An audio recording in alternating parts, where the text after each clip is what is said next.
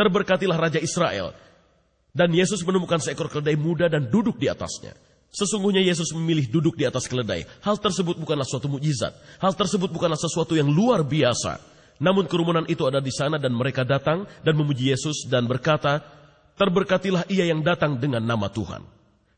Berapa banyak pemimpin yang datang ke Yerusalem? Berapa banyak pemimpin ke Yerusalem dengan menunggang seekor keledai? Pada zaman sekarang para pemimpin datang dengan naik mobil Mercedes. Hanya satu pemimpin dari 100 pemimpin. Ramalan ketujuh, Yesus meramalkan kehancuran gereja. Ia sendiri yang memberikan ramalan tersebut. Yesus berkata hal itu akan terjadi pada suatu waktu pada 30 Masehi. Pada saat Yesus keluar dari gereja, salah seorang pengikutnya berkata padanya, "Guru, lihat, betapa itu bebatuan yang indah dan betapa bangunan-bangunan yang indah." Dan Yesus berkata, "Apakah kau melihat bangunan-bangunan yang luar biasa itu? Tidak akan ada satupun yang akan tersisa yang tidak akan dihancurkan." Dalam kenyataannya, sekitar 40 tahun kemudian pada abad 70 Masehi, seorang jenderal Roma, Titus, menawan Yerusalem setelah pengepungan yang lama. Titus berniat untuk mempertahankannya, namun kaum Yahudi membakarnya. Karena kaum Yahudi memberontak, maka wajar bila mereka dihancurkan. Jadi, menurut saya satu peluang dari 5. Ramalan ke-8, Mesias akan disalib. Dalam Mazmur, David menulis pada tahun 1000 sebelum Masehi, sekelompok orang jahat telah mengepungku, mereka memaku tangan dan kakiku. Namun Yesus, David, tidak meninggal seperti itu. Ia meninggal di tempat tidurnya. Tangan dan kakinya tidak dipaku. Lukas memberitahu kita kenyataannya. Ketika mereka datang ke tempat yang disebut The Skull, mereka menyalib Yesus bersama dengan para penjahat. Satu orang di sebelah kanan Yesus dan seorang lagi di sebelah kirinya. Pertanyaan kita adalah, satu dari berapa banyak orang telah disalib? Menurut saya, 1 dari 10.000 orang. Ramalan ke-9, mereka akan membagi pakaian-pakaiannya dan mengundi jubahnya. Kembali ini adalah perkataan David. Mereka membagi pakaian-pakaianku di antara mereka dan mengundi jubahku. John memberitahu kenyataannya pada bab 19.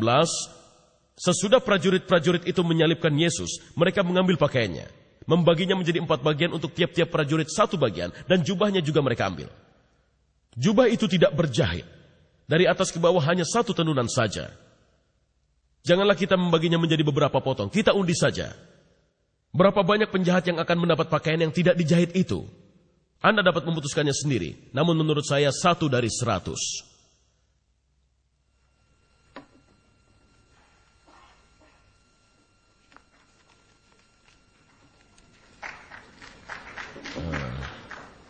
Ramalan ke-10.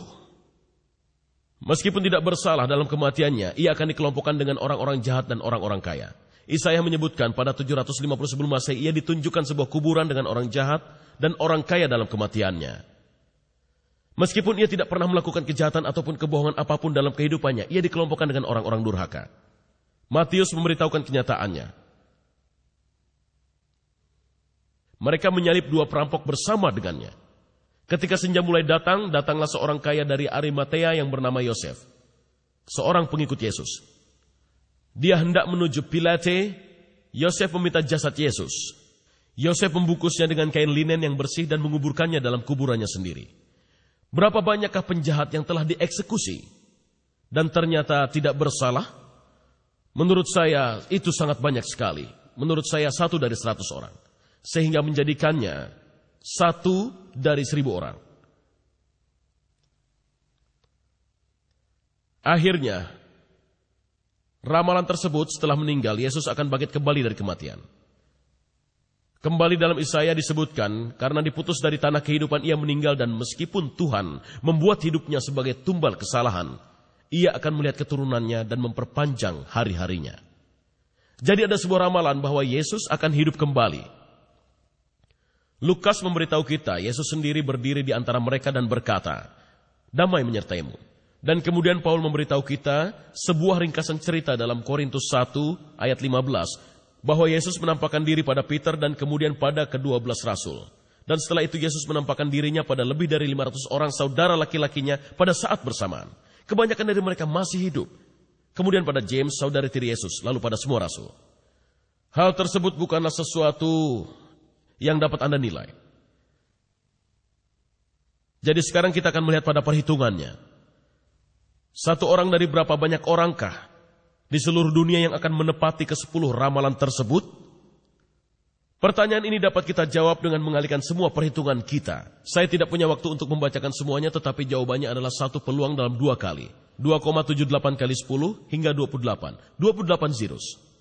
Mari kita sederhanakan dengan mengurangi angka tersebut dengan menyebutnya menjadi 1 kali 10 hingga 28.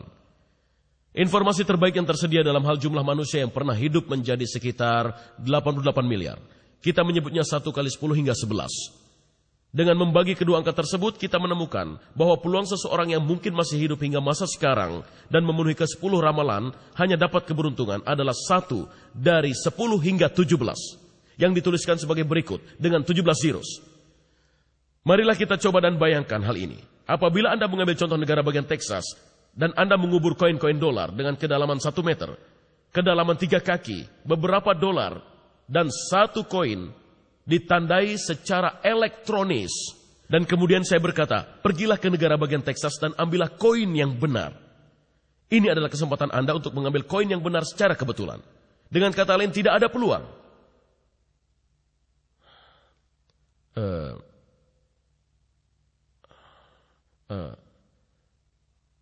Saya mengalami kesulitan. Terdapat banyak lagi ramalan-ramalan. Semuanya menunjukkan Nabi David dan Isaiah adalah saksi pertama. Tuhan yang menyebabkan ramalan tersebut menjadi kenyataan adalah saksi kedua. Dan Tuhan pula lah yang menyebabkan para pengikut Yesus mencatat hal tersebut. Semua bukti bahwa Bible adalah benar dan berasal dari Yehovah Elohim. The Gospel menyebutkan bahwa Yesus datang dari Tuhan dan membayar hukuman atas dosa-dosa kita. Ini merupakan kabar yang baik. Al-Quran memberi kabar yang berat. Surat An-Nahl 16 ayat 61 menyebutkan, bila Allah ingin menghukum manusia karena kezalimannya, niscaya tidak akan ditinggalkannya di muka bumi sesuatu dari makhluk melata pun. Masalahnya adalah Al-Quran menegaskan dengan sangat jelas bahwa bagi mereka yang telah melakukan upaya terbaik, mereka akan dijanjikan dengan kata semoga. Dalam surat Al-Qasas disebutkan, adapun orang yang bertaubat dan beriman serta mengerjakan amal yang saleh, semoga asahan. Dia termasuk orang-orang yang beruntung.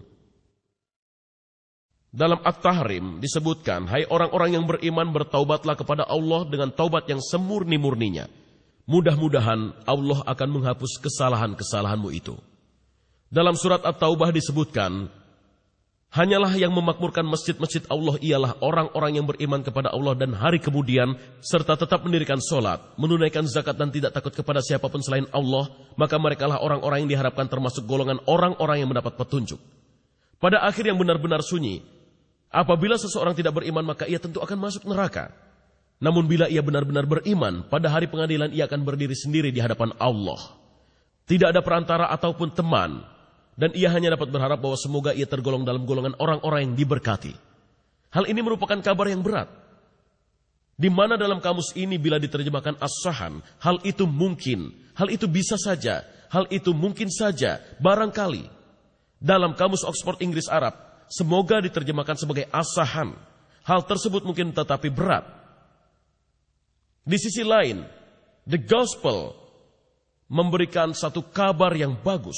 Yesus berkata, aku tidak akan datang untuk dilayani, tetapi untuk melayani, untuk memberikan hidupku sebagai tebusan bagi orang yang banyak. Ayat lain dari Paulus sang Rasul menyebutkan, bila engkau mengakui dengan mulutmu bahwa Yesus adalah Raja dan percaya dalam hatimu bahwa Tuhan membangkitkannya dari kematian, engkau akan langsung diselamatkan. Begitulah.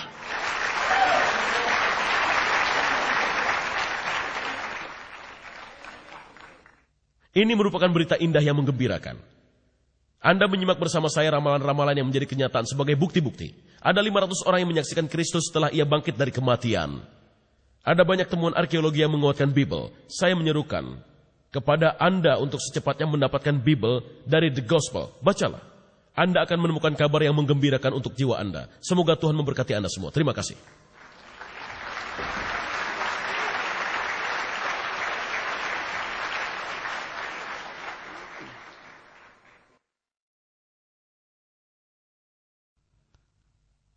Kepada Dr. Zakir Naik, saya persilakan untuk memberikan tanggapan atas apa yang dikatakan Dr. William Campbell.